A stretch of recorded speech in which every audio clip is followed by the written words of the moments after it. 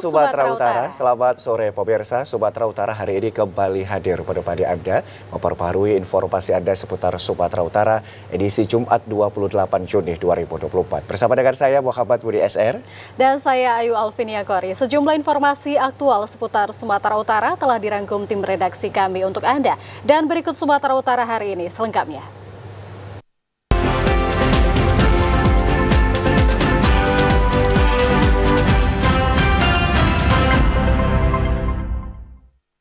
Pemirsa, informasi sore ini diawali dari ratusan buruh yang tergabung dalam gerakan Serikat Pekerja berunjuk rasa di depan kantor DPRD Sumatera Utara, Jalan Imam Bonjol, Medan kemarin. Atraksi barongsai warnai aksi tolak program tabungan perumahan rakyat. Ratusan buruh membawa spanduk yang berisikan aspirasinya tentang penolakan tapera di Medan. Spanduk yang berisikan penolakan tapera dan cabut peraturan pemerintah nomor 21 tahun 2024 ini ditujukan kepada wakil rakyat. Masa buruh berharap melalui DPRD Sumatera Utara dapat menyampaikan penolakan tersebut ke pemerintah pusat. Buruh merasa terbebani dengan adanya peraturan baru tersebut. Aksi yang berlangsung damai ini turut dimeriahkan dengan atraksi barongsai yang juga membawa spanduk bertuliskan tolak tapera. Aksi ini juga mendapat pengawalan kepolisian yang berjaga di depan gerbang kantor DPRD Sumatera Utara. Salah satu perwakilan masa buruh, Haposan Sialagan, mengatakan tapera merupakan bentuk tabungan yang dianggap menambah beban para pekerja. Ini kan kita tahu bahwa ekonomi kita mulai baik, tapi kan ada program tapera yang dibuat oleh pemerintah. Kita tahu juga bahwa sekarang ini buruh pekerja banyak potongan.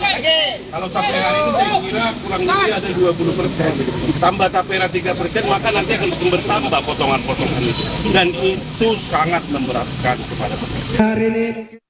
Salah seorang perwakilan anggota DPRD Sumatera Utara, Rudi Alfahri Rangkuti, terlihat menemui masa buruh dan menerima aspirasi penolakan tapera tersebut. Rudi menegaskan akan menyampaikan aspirasi tersebut ke pemerintah pusat.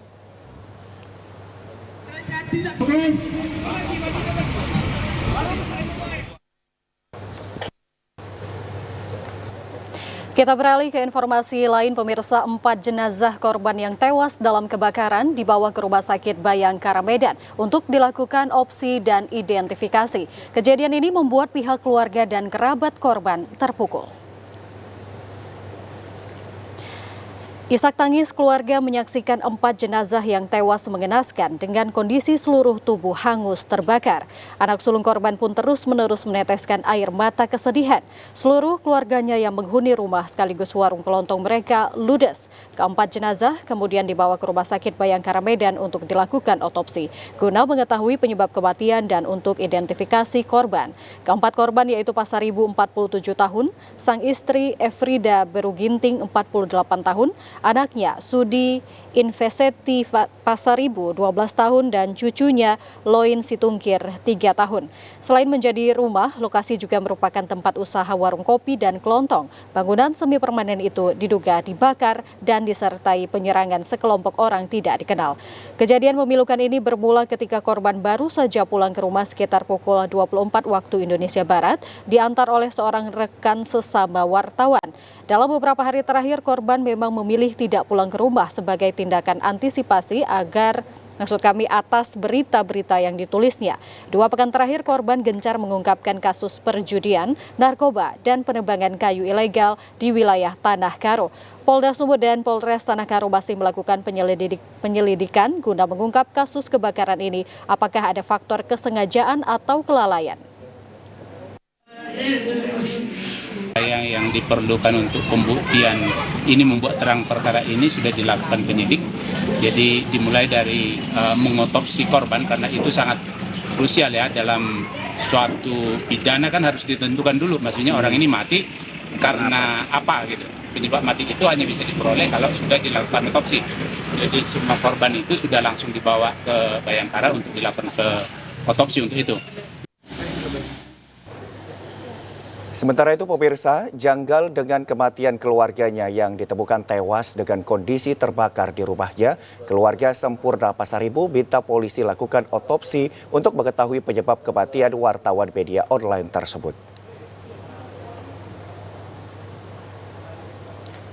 Keluarga Sempurna Pasaribu berada di Rumah Sakit Bayangkara Medan untuk menunggu otopsi jasad keluarganya selesai. Diketahui sebelumnya, Sempurna Pasaribu, seorang wartawan media online, ditemukan tewas dengan kondisi terbakar bersama istri, anak, beserta cucunya di rumahnya di Kabanjahe, Kabupaten Tanah Karo.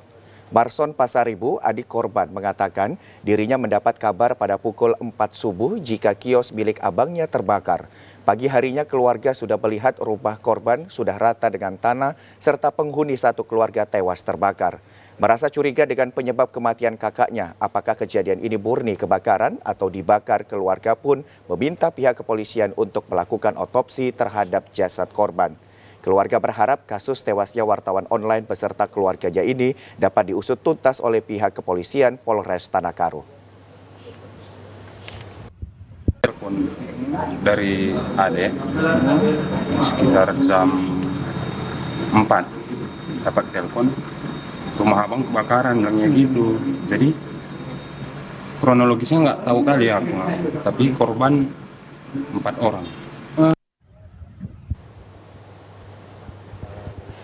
Pusat Laboratorium Forensik atau Puslapfor, Polda Sumut dan tim Inafis Polres Tanah Karo melakukan olah tempat kejadian perkara atau TKP untuk penyelidikan lebih lanjut penyebab kebakaran menewaskan 4 orang di Kabanjahe, Kabupaten Karo. Untuk mengungkap penyebab insiden kebakaran yang menewaskan wartawan bersama istri, anak, dan cucunya, Pusat Laboratorium Forensik Puslapfor Polda Sumut yang tiba di lokasi langsung melakukan olah TKP bersama tim Inafis Polres Tanah Karo untuk menyelidiki penyebab kebakaran. Insiden kebakaran yang terjadi Kamis dini hari kemarin menghanguskan seluruh bangunan dan menyebabkan 4 korban jiwa meninggal dunia. Tim Puslapfor Polda Sumut dikerahkan untuk penyelidikan lebih lanjut, memeriksa sisa-sisa bahan yang terbakar, serta kemungkinan adanya bahan lain yang dapat memicu kebakaran ini. Kasubit Fiskom Polda Sumut AKBP Roy Teno Siburian mengatakan tim berupaya maksimal dengan investigasi menyeluruh untuk mengetahui penyebab pasti dari kebakaran ini, melakukan serangkaian penyelidikan termasuk mengumpulkan sampel kebakaran dan mewawancarai beberapa saksi di sekitar lokasi, dan sampel di lokasi kejadian untuk dianalisis lebih lanjut di Labfor.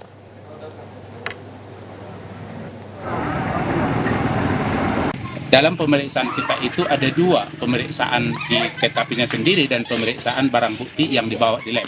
Nah, yang kita bawa di sini kita mengambil sampel abu arang di lokasi kebakaran ini untuk melihat ada sesuatu yang maksudnya yang ganjil nggak di sana. Jadi nanti untuk sampai dikatakan selesai menjadi laporan hasil akhir itu harus selesai dulu pemeriksaan TKP dan pemeriksaan barang buktinya di laboratorium. Jadi untuk TKP hari ini kami sudah lakukan dan sudah selesai, dan barang bukti ditunggu untuk pemeriksaan di lab. Polres Tanah Karo menghimbau masyarakat untuk tidak berspekulasi dan menunggu hasil resmi dari penyelidikan sehingga tidak menimbulkan keresahan di tengah masyarakat. Pemirsa, kita beralih ke informasi dari Kota Tebing Tinggi. 2 rumah toko di kawasan Jalan Imam Bonjol, Kecamatan Padang Hilir, Kota Tebing Tinggi terbakar pagi tadi. Informasi diperoleh sebanyak 4 unit mobil pemadam kebakaran atau damkar milik Pemko Tebing Tinggi diturunkan untuk memadamkan api. Ada 4 unit kendaraan damkar Kota Tebing Tinggi yang diterjunkan ke lokasi kebakaran. Kerugian material ditaksir 100 juta rupiah lebih. Pihak damkar mendapat laporan melalui call center sekitar pukul 6 pagi tadi dan sampai di TKP pukul 6:10 waktu Indonesia bagian Barat. Pemadaman selesai sampai dengan pendinginan pukul 7:15. Diketahui ruko itu selama ini disewa oleh Yose Barbun, berusia 43 tahun, warga Jalan Imam Bonjol, dan Juraidah Piliang, berumur 55 tahun, warga Jalan Tambangan. Awak keluar tadi, itulah ceritanya. Aku bakar ini baju sendiri di rumah sama anakku. Ibu ini pun berdua sama lakinya. Ku bakar bajumu ini, katanya. tiba-tiba terbakar. Sementara itu, Hersan, petugas pemadam kebakaran membenarkan kejadiannya. Ruko ini sehari-harinya dipergunakan sebagai tempat jualan kedai sampah dan jual bensin serta rumah makan. Karena di dalam kita lihat dari bensin eceran, pertalite. Ada korban jiwa? Sampai saat ini belum ada. Terima kasih. Tidak ada korban jiwa dalam kejadian, kerugian ditaksir ratusan juta rupiah. Kasusnya kini ditagih di Polres Tebing Tinggi. Kita beralih ke Kota Pematang Siantar. Pemirsa, Kejaksaan Negeri Pematang Siantar menahan dan menetapkan tersangka kasus dugaan tindak pidana korupsi pengadaan pengurusan izin mendirikan bangunan atau IMB dan penyusunan AMDAL atas pembangunan Gedung Balai Merah Putih dan Telkomsel Kota Pematang Siantar tahun anggaran 2016-2017.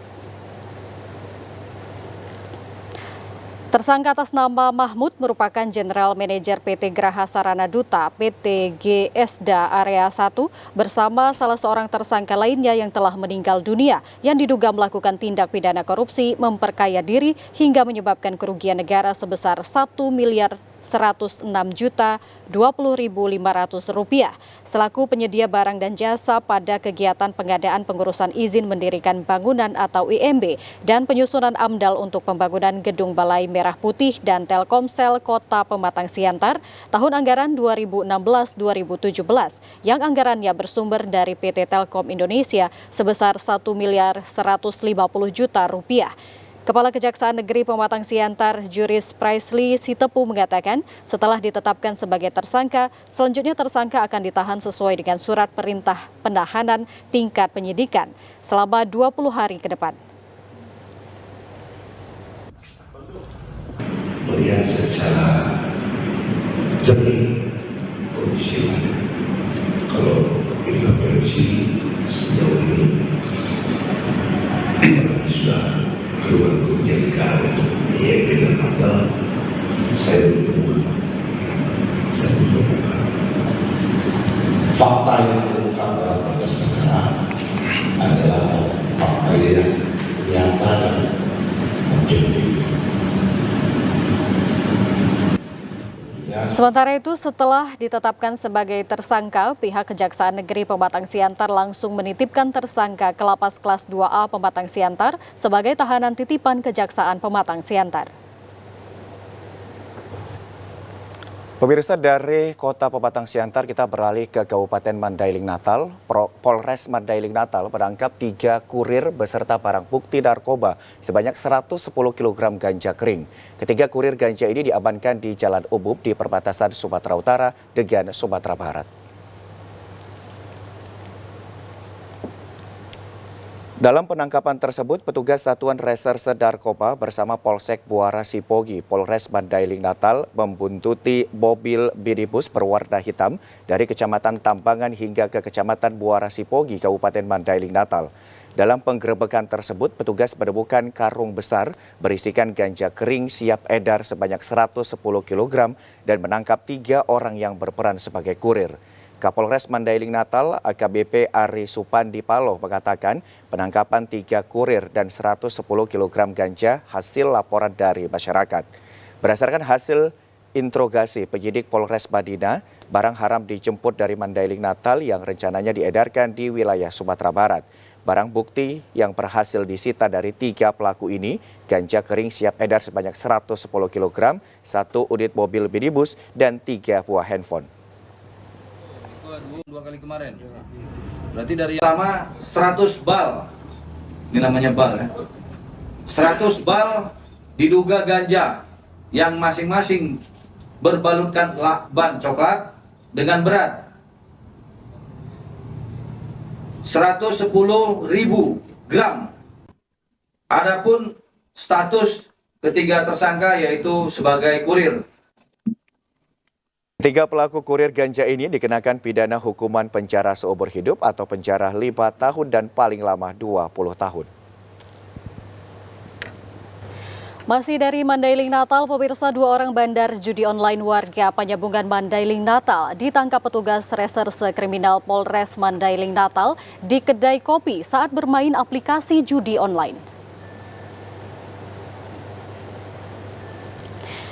Akibat banyaknya laporan masyarakat keresahan dalam permainan situs judi online, petugas reserse kriminal Polres Mandailing Natal melakukan penyelidikan dan bergerak cepat menindak pelaku judi online dan menangkap kedua orang bandar judi online di kedai kopi yang merupakan warga Desa Gunung Barani dan Desa Kampung Padang, Kecamatan Penyambungan, Mandailing Natal. Dari tangan kedua bandar judi online ini, petugas mengamankan barang bukti 3 unit handphone dan uang pecahan 100.000, 50.000, 5.000, dan 2.000. Dari 3 unit handphone ini ditemukan aplikasi judi online seperti Protogel dan aplikasi Tesla Toto. Kapolres Mandailing Natal AKBP Ari Sopandi Paloh mengatakan bahwa modus kedua pelaku bandar ini mengajak warga bermain bertaruh dengan iming-iming mendapatkan hadiah sebanyak 70.000 hingga 1 juta rupiah jika mereka menang. Kita lihat dari barang bukti ada 2 situs yang digunakan. Ini adalah situs Tesla Toto yang baru saja ketangkap. Ini yang tadi malam ada situs namanya Protogel. Ya. Dengan tadi malam barang bukti kita ini ada uang sejumlah 179.000 beserta 2 HP ya. Untuk modus operandi yaitu mereka bertindak sebagai bandar ya, dengan menggunakan aplikasi Tesla Toto dan Protogel tadi. Perbuatan kedua bandar ini dikenakan pidana hukuman penjara 5 hingga 8 tahun. Pemirsa, kita kembali ke Kota Medan. Petugas unit Reskrim Polsek Medan Tembung membekuk otak pelaku pembunuhan yang terjadi di kawasan Jalan Karimun Tanah Garapan Percut Setuan pada bulan Mei lalu. Petugas terpaksa memberi tindakan tegas dan terukur terhadap tersangka sebab berupaya melarikan diri dan melawan petugas saat akan diamankan. Tersangka otak pembunuhan terhadap korban Sandra Ramadan yang terjadi di kawasan Tanah Garapan Jalan Karimun Percut Setuan bulan Mei lalu, yakni Wargono alias Bagong, akhirnya berhasil dibekuk petugas unit Reskrim Polsek Medan Tembung. Tersangka dibekuk setelah beberapa bulan menjadi buronan polisi atas keterlibatannya terhadap kasus penganiayaan yang menyebabkan orang meninggal dunia. Petugas terpaksa memberikan tindakan tegas dan terukur kepada tersangka sebab berupaya melarikan diri dan melawan petugas saat akan diamankan. Kapolsek Medan Tembung, Kompol Johnson Sitompul mengatakan peristiwa pembunuhan tersebut terjadi lantaran tersangka sakit hati karena dituduh oleh korban sebagai informan polisi. Tersangka lalu melakukan penganiayaan dengan menggunakan senjata tajam dan balok kayu terhadap korban bersama dengan beberapa teman-temannya yang telah ditangkap oleh kepolisian terlebih dahulu hingga korban tewas. Boleh kami simpulkan dari hasil keterangan saksi-saksi maupun korban, ini adalah didasari rasa sakit hati terhadap keluarga korban. Selain itu, tersangka ini juga disebut merupakan pelaku penembakan warga dalam kasus lainnya. Tersangka dijerat dengan pasal 170 subsider 351 tentang penganiayaan secara bersama-sama atau pengeroyokan yang mengakibatkan korbannya tewas dan terancam hukuman di atas 5 tahun penjara. Pemirsa, Pengadilan Negeri Kota Sibolga melakukan eksekusi perkara perdata atas sebidang tanah dengan luas sekitar 796 meter persegi di Kelurahan Aeksi Tio-Tio, Kecamatan Pandan, Sibolga. Eksekusi dilaksanakan setelah adanya ketetapan hukum perkara perdata nomor 104 yang dikeluarkan Pengadilan Negeri Sibolga. Eksekusi ini dilaksanakan terkait perkara Mariana Era Sinaga sebagai penggugat dengan Sapran Panggabean dan kawan-kawan selaku tergugat. Pelaksanaan eksekusi sempat mendapat protes dari pihak tergugat, bahkan sejumlah masyarakat berusaha menghalang-halangi petugas ketika hendak melakukan eksekusi. Aparat kepolisian yang berjaga di lokasi kemudian menghalau warga hingga akhirnya eksekusi berlangsung dengan merobohkan 2 bangunan rumah di atas tanah yang menjadi pokok perkara eksekusi. Pihak penggugat didampingi kuasa hukumnya menyampaikan, jauh sebelum perkara ini terjadi, telah memberitahukan kepada pihak tergugat agar tidak mendirikan bangunan, lantaran lahan yang dieksekusi tersebut milik mereka. Meski upaya mediasi telah dilakukan beberapa kali, namun tidak menemui kesepakatan hingga akhirnya terjadi proses eksekusi. Mereka tidak mau mendengar, mulai menimbun, sudah dibilang tidak ada dibangun, dijual lagi, dibeli lagi. Namun saya tanya siapa yang mau menjual, hanya si Rory. Pemirsa, jalan provinsi penghubung kota Pematang Siantar, Kabupaten Simalungun, tepatnya yang berada di Jalan Asahan, Kecamatan Siantar, Kabupaten Simalungun, kondisinya rusak dan berlubang.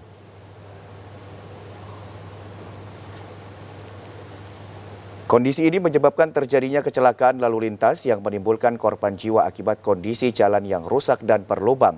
Namun pihak pemerintah Provinsi Sumatera Utara hingga saat ini masih belum maksimal untuk melakukan perbaikan jalan provinsi yang menghubungkan kota Pematang Siantar, Kabupaten Simalungun dan Kabupaten Batubara ini. Kondisi jalan rusak dan berlubang ini membuat para pengemudi, khususnya pengendara sepeda motor, harus ekstra hati-hati saat melintas di lokasi jalan rusak dan berlubang tersebut. Terlebih pada saat malam hari dan kondisi hujan. Hal ini dikarenakan di lokasi jalan rusak dan berlubang tersebut minim dari penerangan lampu jalan. Para pengendara dan warga sekitar berharap agar pemerintah provinsi secepatnya melakukan perbaikan jalan tersebut secara maksimal agar warga dan pengendara tidak lagi merasa was-was saat melintasi jalan rusak dan dipenuhi lubang tersebut. Ada kendala sih, karena kan kita tiap hari lewat sini tuh mondar-mandir, takutnya kan terjadi yang nggak kita inginkan. Ya, tiap hari mondar-mandir gitu, lewat dari sini. Kerja, karena kan kita kerja gitu kan, kadang berangkat pagi.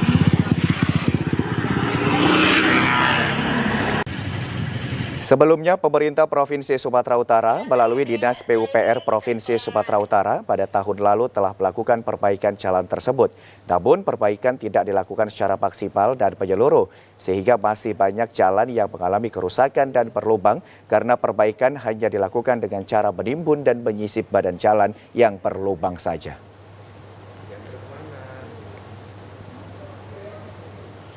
Pemirsa, informasi aktual lainnya dapat Anda ikuti setelah yang berikut ini. Tetaplah bersama kami di Sumatera Utara hari ini.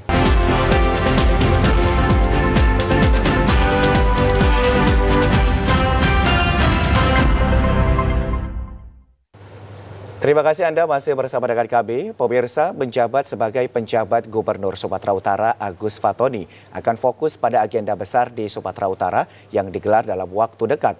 2 agenda besar yang menjadi fokusnya adalah PON ke-21 dan pelaksanaan Pilkada Serentak 2024. Pisah sambut penjabat Gubernur Sumatera Utara yang lama Hasanuddin dengan penjabat Gubernur Sumatera Utara yang baru Agus Fatoni berlangsung di Aula Raja Inal Siregar, Jalan Diponegoro, Medan kemarin. Penjabat Gubernur Sumatera Utara Hasanuddin dimutasi menjadi penjabat Gubernur Provinsi Nusa Tenggara Barat. Sedangkan penjabat Gubernur Sumatera Utara kini dijabat oleh Agus Fatoni. Sebelumnya ia menjabat sebagai penjabat Gubernur Sumatera Selatan. Dalam sambutannya, penjabat Gubernur Sumatera Utara Agus Fatoni mengajak semua jajaran OPD Pemprovsu dan masyarakat agar dapat bekerja sama dengan baik dan selalu berbuat kebaikan. Ia juga mengajak kepada seluruh OPD Pemprovsu untuk bekerja sama dalam menjalankan roda pemerintahan Provinsi Sumatera Utara. Agus Fatoni juga menegaskan akan melanjutkan capaian yang diraih oleh penjabat sebelumnya, seperti capaian inflasi, penanganan stunting, penanganan kemiskinan ekstrim, dan pembangunan Sumatera Utara menuju lebih baik. Tugas besar yang akan dilaksanakan penjabat Gubernur Sumatera Utara adalah 2 agenda besar, yakni fokus pada penyelenggaraan PON ke-21 dan pelaksanaan Pilkada Serentak 2024. Dan tugas saya melanjutkan apa yang sudah dilaksanakan oleh Pak Hasanuddin, meneruskan apa yang sudah dicapai, dan juga melanjutkan terus apa yang belum dicapai. Forum saya selalu bertanya dan tidak pernah ada yang bisa menjawab. Setiap detik, setiap saat kita harus lakukan kebaikan. Kita harus PON ke-21 Aceh Sumut tahun 2024 akan digelar pada September mendatang, sedangkan Pilkada tahun 2024 akan diselenggarakan pada November 2024 mendatang. Sementara itu, pemirsa, penjabat Gubernur Sumatera Utara Agus Fatoni targetkan PON 2024 berjalan dengan sukses. Penjabat Gubernur Sumatera Utara menggelar rapat percepatan persiapan PON 2024 di Aula Tengku Rizal Nurdin, Rumah Dinas Gubernur Sumatera Utara, Jalan Sudirman, Medan, kemarin, guna untuk melihat kesiapan panitia pelaksana PON 2024. Penjabat Gubernur Sumatera Utara Agus Fatoni melaksanakan rapat percepatan persiapan Pekan Olahraga Nasional tahun 2024 bersama Panitia Pelaksana PON 2024 dan Forkopimda Sumatera Utara. Rapat ini dihadiri oleh Agus secara langsung dan tampak Pangdam 1 Bukit Barisan Majen TNI Muhammad Hasan Hasibuan hingga Kapolda Sumatera Utara Irjen Pol Agung Setia Imam Effendi beserta Forkopimda Sumatera Utara. Rapat percepatan persiapan PON 2024 membahas sejauh mana persiapan panitia pelaksana PON 2024 dari masing-masing penjabat kabupaten atau kota di Sumatera Utara. Dalam rapat ini menyampaikan terkait sejumlah venue PON yang dibangun di masing-masing wilayah. Penjabat Gubernur Sumatera Utara Agus Fatoni mengatakan akan menggelar rapat persiapan percepatan PON 2024 pada setiap minggunya. Dalam pembahasan anggaran, Agus menjabarkan bahwa anggaran telah disiapkan dari APBN dan APBD. Kita akan menggelar rapat untuk melakukan evaluasi dan juga kita akan terus monitor, kita lakukan pengawasan, kita juga lakukan review, kita juga minta pendampingan dari BPKP, dari kepolisian, dari kejaksaan, dan juga secara internal dari inspektorat.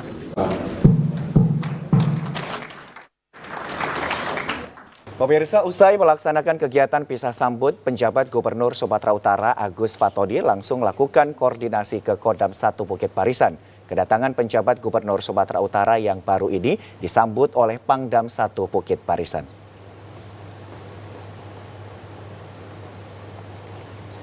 Sebagai penjabat Sumatera Utara yang baru, Agus Fatoni langsung berkoordinasi kepada Forkopimda Sumatera Utara. Pada kesempatan pertamanya, Agus Fatoni mengunjungi Kodam 1 Bukit Barisan di Jalan Gatot Subroto, Medan kemarin. Selain menjalin tali silaturahmi dan juga perkenalan sebagai penjabat gubernur yang baru, ia berkoordinasi mempersiapkan pelaksanaan PON 2024 kepada Pangdam 1 Bukit Barisan Majen TNI Muhammad Hasan. Koordinasi ini meliputi upaya pengamanan maksimal terhadap jalannya acara PON ke-21 tahun 2024, yakni Aceh Sumatera Utara yang akan berlangsung pada September 2024 mendatang. Selain itu juga, Pangdam 1 Bukit Barisan dan penjabat Gubernur Sumatera Utara membahas tentang pengamanan Pilkada tahun 2024 yang akan berlangsung pada November 2024 mendatang. Agus Fatoni menyampaikan dalam pembangunan Sumatera Utara menuju lebih baik harus dilaksanakan bersama-sama dengan bergotong royong antara masyarakat dengan pemerintah daerah. Suksesnya kegiatan PON 2024 dan Pilkada 2024 menjadi tolok ukur dalam menjaga nama baik Indonesia, khususnya Sumatera Utara.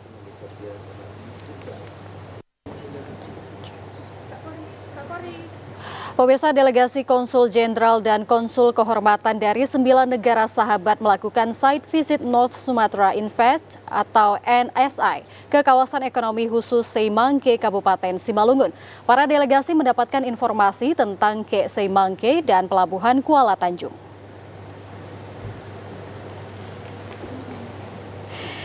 Delegasi Konsul Jenderal dan Konsul Kehormatan dari 9 negara sahabat tersebut di bawah Forum Kerjasama North Sumatra Invest (NSI), Pemerintah Provinsi Sumatera Utara, dan Bank Indonesia Perwakilan Sumut dengan tema Strengthen Investment Through Attractive Projects siap Kepala Badan Perencanaan Pembangunan, Penelitian dan Pengembangan Bapelitbang Provinsi Sumatera Utara Alfi Syahriza pada site visit ke Seimangke memaparkan beberapa alasan mengapa harus berinvestasi ke Sumut kepada para delegasi negara-negara sahabat tersebut. Alfi menjelaskan bahwa Kek Seimangke merupakan Maksud kami yang berlokasi di Provinsi Sumatera Utara memiliki bisnis utama berupaya industri kelapa sawit dan karet yang difokuskan untuk menjadi pusat pengembangan industri kelapa sawit dan karet hilir berskala besar dan berkualitas internasional. Hal senada juga dijelaskan Deputi Perwakilan BI Sumatera Utara, Yura Jalin. Pada kesempatan itu, sejumlah konjen menanyakan terkait kemudahan dan insentif apa yang ditawarkan oleh Provinsi Sumut kepada investor nantinya. Seperti yang ditanyakan oleh konjen Malaysia, Syahril Nizam bin Abdul Malik, dan konjen Tiongkok, Li Hongwei, Kepala Dinas Penanaman Modal dan Pelayanan Terpadu Satu Pintu DPMP-TSP Sumut, Faisal Arif Nasution, menyebutkan Sumut telah memberikan kemudahan untuk berinvestasi, salah satunya dengan dikeluarkannya Peraturan Daerah Nomor 3 Tahun 2023 tentang pemberian insentif dan kemudahan investasi. Setelah mendengarkan sejumlah informasi tentang Kek Seimbangke dan Kuala Tanjung, para investor berkunjung ke industri pembuatan es krim ais dan melihat langsung proses produksi hingga proses pengemasan. Sekolah Tinggi Ilmu Kesehatan Stikes Mitra Husada Medan menyelenggarakan International Conference diikuti beberapa universitas dari beberapa negara yang dilaksanakan secara daring dan luring dari Stikes Mitra Husada Medan pagi tadi. Kepala LL Dikti Profesor Saiful Matondang dalam sambutannya mengapresiasi Stikes Mitra Husada Medan yang telah melakukan International Conference terkait perkembangan kesehatan yang hendak diwujudkan secara bersama melalui lembaga pendidikan. Melalui kerjasama ini diharapkan dapat meningkatkan dan memperbaiki kualitas kesehatan hidup ibu dan anak sekaligus meningkatkan sumber daya manusia. Untuk menciptakan sumber daya manusia handal dalam bidang kesehatan, diharapkan adanya pertukaran mahasiswa antar lembaga pendidikan Indonesia dan luar negeri. Ketua Stikes Mitra Husada Medan, Siti Nur Marwan Sinaga, menyampaikan seminar internasional ini adalah sebuah kegiatan penting bagi Stikes Mitra Husada demi mewujudkan kesehatan yang baik bagi masyarakat. Dikatakan tema seminar transformasi sistem kesehatan untuk meningkatkan kesehatan ibu dan anak serta orang tua untuk pembangunan sektor kesehatan menuju pencapaian tahun 2030. Tujuan dari konferensi internasional yang dilakukan di Stikes Mitra Husada Medan yang keempat adalah salah satunya merupakan langkah penting mewujudkan visi Stikes Mitra Husada Medan yang menuju Asia tahun 2030. Maka dalam hal ini peran serta mahasiswa, para peserta dan juga internasional sangat didukung dan mendukung sesuatu kegiatan yang bagaimana supaya tingkat transformasi sistem kesehatan bisa berkolaborasi dan meningkatkan kualitas hidup baik di dalam negeri maupun di luar negeri. Nah, salah satu mahasiswa kita ini tidak hanya untuk di dalam negeri, tapi mereka juga akan bisa ikut berpartisipasi dalam luar negeri, terus dalam pelayanan kesehatan yang mampu berdaya saing dalam taraf internasional. Salah satunya di Indonesia saat ini hidup dalam 540. Ketua Panitia Stikes Mitra Husada Medan Conference Internasional Teti Seriati Situmorang menyampaikan terima kasih atas kolaborasi yang telah terjalin. Hal ini dapat saling menguatkan dan menyediakan lebih banyak lagi kesempatan-kesempatan baru seperti Student Exchange Program, dan hal ini akan terbuka untuk siapapun, fakultas, siswa, dan pihak lainnya. Demi terciptanya program-program ini, maka Stikes Mitra Husada siap berkolaborasi dalam hal publikasi, riset, dan lainnya. Nah, tantangan yang kami hadapi dalam kegiatan seminar internasional ini, pertama tentunya bahasa. Namun karena di Stikes Mitra Husada Medan sudah ada English Club, baik dosen maupun mahasiswa memiliki kemampuan yang cukup untuk berkomunikasi dalam bahasa Inggris dengan pihak-pihak luar dengan menggunakan bahasa Inggris. Kedua, teknologi, karena kita mengadakan ini secara hibrid, jadi untuk mengakomodasi seluruh peserta dari berbagai negara dan instansi, kita dapat mengakomodir dengan teknologi Zoom dan pendukung yang ada di tempat ini. Ketiga adalah tantangan kolaborasi. Nah, kita telah melakukan berbagai kegiatan yang sangat bermanfaat baik bagi kita maupun pihak luar negeri dan dalam negeri, instansi yang kita bekerja sama, sehingga kolaborasi berbagai macam kegiatan termasuk seminar internasional dapat terus dijalankan. Adapun keynote speaker pada kegiatan ini adalah Profesor Sandip Podar, Deputi Lincoln College University of Malaysia, Dr. Konservan Ratanpong College of Health Laos, Profesor Mahsa dari Universitas Lecture at Monash University Malaysia, Ermelinda da Coste Monteiro dari Transformation of Health Human Resources Toward Quality Comprehensive Emergency OBS Tetric Care for Newborn in Timor Leste, Dr. Samsiah binti Mat dari University MAIWP International Malaysia.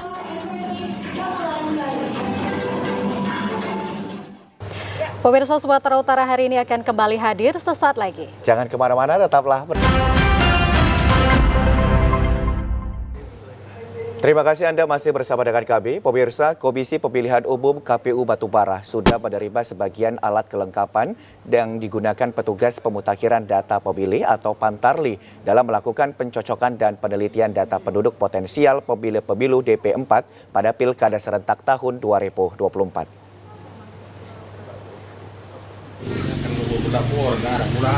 Sejumlah alat kelengkapan petugas Pantarli yang sudah diterima KPU Batubara diantaranya rompi, topi, pin maskot pilkada, dan kartu tanda pengenal.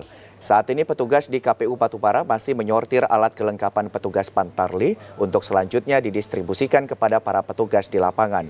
Pembagian alat kelengkapan petugas Pantarli ini terbilang telat sebab petugas Pantarli sudah dilantik pada 24 Juni 2024 lalu. Kepala Subbagian Keuangan Umum dan Logistik KPU Batubara, Raja Ahmad Faisal Harahap mengatakan saat ini KPU Batubara masih menunggu stiker tanda coklit yang akan ditempel di rumah warga. Di Batubara ada sebanyak 1.281 petugas Pantarli yang akan mencoklit 321.552 penduduk yang masuk dalam DP4 untuk pemilihan gubernur dan wakil gubernur Sumatera Utara serta pemilihan bupati dan wakil bupati Batubara tahun 2024. Proses coklit sendiri akan berlangsung hingga 25 Juli 2025.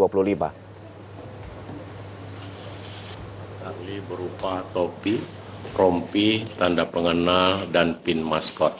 Belum datang stiker untuk pencoklitan yang ditempel di rumah warga. Kita perkirakan hari ini tiba di Medan dan selanjutnya bisa kita terima di Kabupaten Batubara. Pemirsa, meskipun dengan sarana fasilitas sangat terbatas pasca terbakarnya gedung utama kantor Komisi Pemilihan Umum Kabupaten Labuhan Batu Utara 4 hari yang lalu, namun rapat kerja pengawasan pencoklitan pilihan kepala daerah serentak tahun 2024 digelar di tenda darurat. Beginilah kondisi kantor KPUD Labura pasca terjadi kebakaran hebat yang menghanguskan gedung utama kesekretariatan tersebut. Meskipun fasilitas yang dimiliki oleh KPUD Labura sangat terbatas, namun aktivitas rapat kerja pengawasan pencoklitan pemilihan kepala daerah gubernur, wakil gubernur, bupati, wakil bupati, wali kota, dan wakil wali kota serentak tahun 2024 bersama badan ad hoc berjalan sesuai jadwal tahapan pilkada digelar di tenda darurat di halaman kantor KPU Jalan Serba Ghazali Aikanopan, Kabupaten Sumatera Utara. Divisi Teknis Penyelenggaraan KPUD Labura Darwin Sipahutar menjelaskan bahwa rapat kerja pengawas pencoklitan ini digelar berdasarkan rapat sebelum terjadi peristiwa kebakaran dan sesuai jadwal tahapan pilkada rapat tetap berjalan meski digelar di dalam tenda darurat untuk memberikan materi kepada anggota PPK Divisi Teknik dan Hukum Selabura. Rapat kerja pengawasan pencoklitan untuk pemilihan gubernur, wakil gubernur, bupati, dan wakil bupati tahun 2024. KPU Labuan Batu Utara terkena musibah dengan terbakarnya kantor KPU Labuan Batu Utara. Terpaksa memang ini kami gelar di tenda-tenda darurat karena mengingat tahapan coklit sudah berjalan. Kami butuh, divisi hukum khususnya, butuh mitigasi risiko dari yang timbul dari proses pencoklitan ini. Maka secara darurat juga kami gelar ini di tenda di lapangan kantor KPU yang terbakar. Pasca terbakarnya kantor KPUD Labura, namun tidak mengurangi semangat seluruh anggota komisioner, pegawai, dan staf KPU saat menjalankan tugas bersama badan ad hoc lainnya.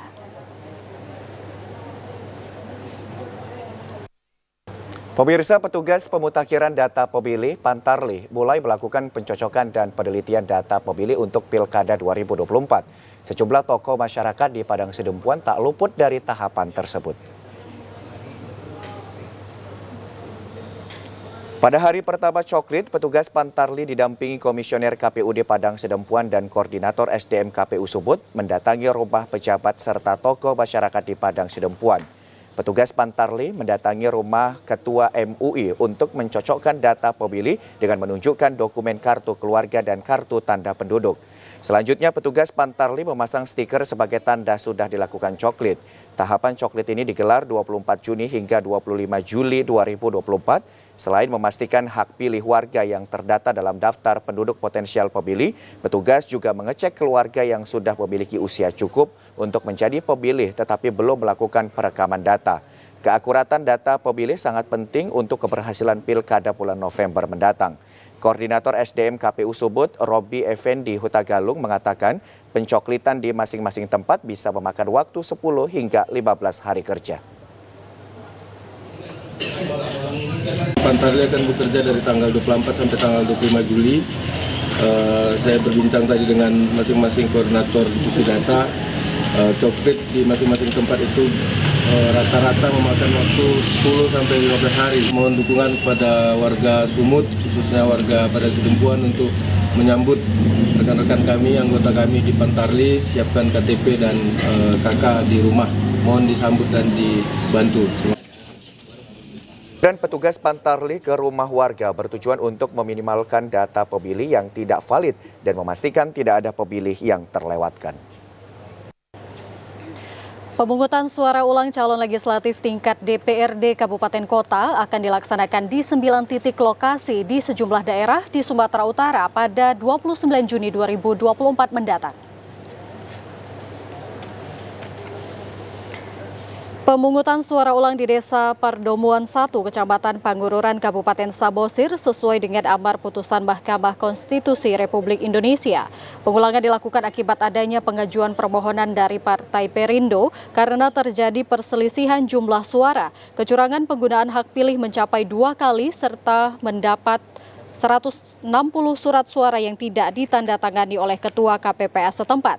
Sementara itu lokasi pemungutan suara ulang lainnya akan dilaksanakan di Desa Selina, Desa Selina Baru, Desa Gobo Baru, Desa Gondia, dan Desa Maufania Selatan. Pemungutan suara ulang juga digugat oleh Partai Golkar karena terjadi pengurangan suara caleg di Nias Selatan. Untuk pelaksanaan pemungutan suara ulang, saat ini KPU sedang melakukan sejumlah persiapan diantaranya jumlah logistik pemilu, panitia penyelenggara, dan kebutuhan lainnya. Diharapkan dengan dukungan masyarakat, pemerintah, TNI Polri, serta unsur elemen masyarakat, pemungutan suara ulang dapat terlaksana dengan baik dan sukses. Sementara itu, pemirsa, berbagai jenis logistik pemilu yang dibutuhkan pada penyelenggaraan pemungutan suara ulang atau PSU pemilihan DPRD Kabupaten Kota di 8 TPS di Pulau Terluar, Pulau Sibuk, Kabupaten Nias Selatan dinyatakan sudah lengkap. Pihak Komisi Pemilihan Umum Provinsi Sumatera Utara secara langsung datang ke KPUD Kabupaten Nias Selatan melihat persiapan logistik pemilu untuk PSU di 8 tempat pemungutan suara di Kecamatan Sibuk. Proses penyortiran hingga pengepakan logistik pemilu ini antara lain surat suara, alat mencoblos, dan beberapa formulir lainnya menyesuaikan kebutuhan untuk tingkat KPPS dan PPK tingkat kecamatan. Jumlah pemilih yang tercatat pada daftar pemilih tetap DPT, DPTB, dan DPK yang digunakan pada pemilu 14 Februari 2024, 1.438 pemilih dapat mengantarkan hak pilihnya pada PSU yang dijadwalkan hari Sabtu besok 29 Juni 2024. Sementara surat pemberitahuan pelaksanaan pemungutan suara ulang tersebut telah didistribusikan lebih awal kepada pihak petugas PPK yang ditunjuk oleh KPUD Nias Selatan. TNI Angkatan Laut khususnya Lanal Nias mendukung kegiatan agenda pemerintah yaitu pelaksanaan pemungutan suara ulang di Pulau Simuk. Kebetulan Pulau Simuk harus dicangkup dengan angkutan laut, makanya TNI Angkatan Laut siap mendukung kegiatan tersebut. Demikian. Pemungutan suara ulang pada 8 TPS di Pulau Simuk, Pulau Terluar Nia Selatan ini meliputi TPS 1 Desa Silida dan Desa Silida Baru, TPS 1 dan 2 Desa Gobo, TPS 1 dan 2 Desa Gobo Baru, serta TPS 1 Desa Gondia dan TPS 1 Desa Baufa. Dasar penyelenggaraannya adalah putusan Mahkamah Konstitusi untuk perkara perselisihan hasil pemilihan umum PHPU Pemilihan Legislatif tahun 2024 yang dibacakan oleh Ketua Mahkamah Konstitusi Soehartoyo pada tanggal 7 Juni 2024. Pemirsa, berikut informasi perakiraan cuaca di sejumlah daerah di Sumatera Utara dari Badan Meteorologi, Klimatologi, dan Geofisika wilayah 1 Medan berlaku pada esok hari Sabtu 29 Juni 2024. Assalamualaikum warahmatullahi wabarakatuh. Halo Sobat BMKG, bersama saya Devri Mandoza, Perakirawan BBMKG wilayah 1 Medan akan menyampaikan info perakiraan cuaca dan hotspot untuk Provinsi Sumatera Utara Sabtu 29 Juni 2024. Pada pagi hari, kondisi cuaca berawan di wilayah Sumatera Utara. Pada siang dan sore hari, berpotensi terjadi hujan ringan hingga lebat di sebagian wilayah Sumatera Utara.